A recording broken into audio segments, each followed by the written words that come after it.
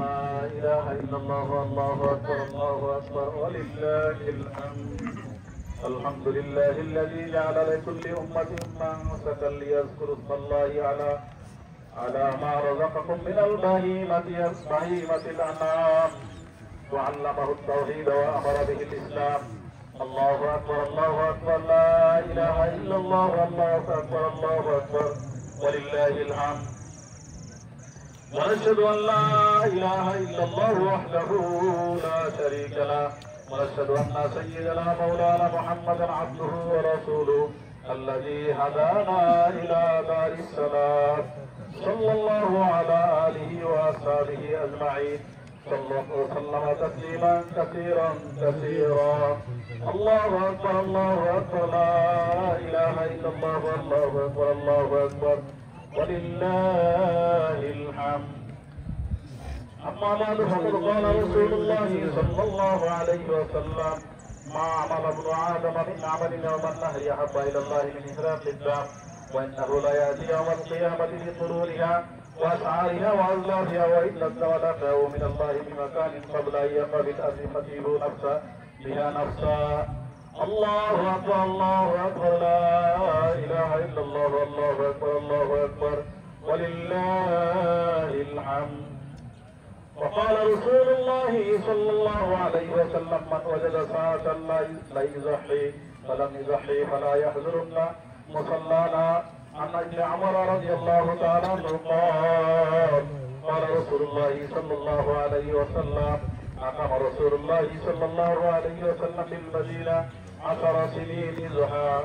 عن جابر بن عبد الله رضي الله تعالى عنه قال رسول الله صلى الله عليه وسلم البقرة عن 7 والجدور عن 7. الله أكبر الله أكبر لا إله إلا الله والله أكبر الله أكبر ولله الحمد. عن زيد بن أرقم رضي الله تعالى عنه قال أصحاب رسول الله صلى الله عليه وسلم ما هذه العزائم؟ قال سنة أبيكم إبراهيم عليه الصلاة والسلام. قال فما لنا فيها يا رسول الله؟ قال لكل شعرة حسنة. قالوا فالصوف يا رسول الله. قال لكل شعرة حسنة من الصوف أو كما قال عليه الصلاة والسلام. الله أكبر الله أكبر لا إله إلا الله والله أكبر الله أكبر ولله الحمد. وقال رسول الله صلى الله عليه وسلم إن الله لا ينظر إلى صوركم ولا إلى أموالكم ولكن ينظر إلى قلوبكم. الله أكبر الله أكبر لا إله إلا الله والله أكبر الله أكبر ولله الحمد.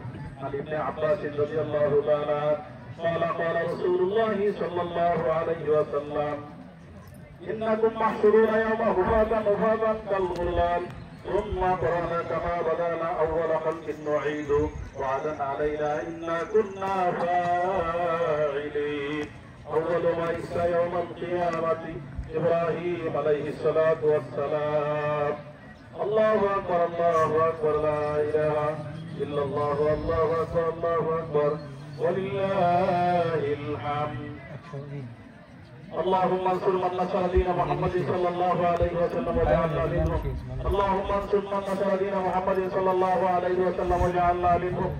اللهم اخذل من خذل دين محمد صلى الله عليه وسلم ولا تجعلنا منهم. اللهم اعز الاسلام والمسلمين. اللهم اعز الاسلام والمسلمين واخذل اليهود والنصارى والغلول والمشركين. يا شافي الامراض اشفي مرضانا.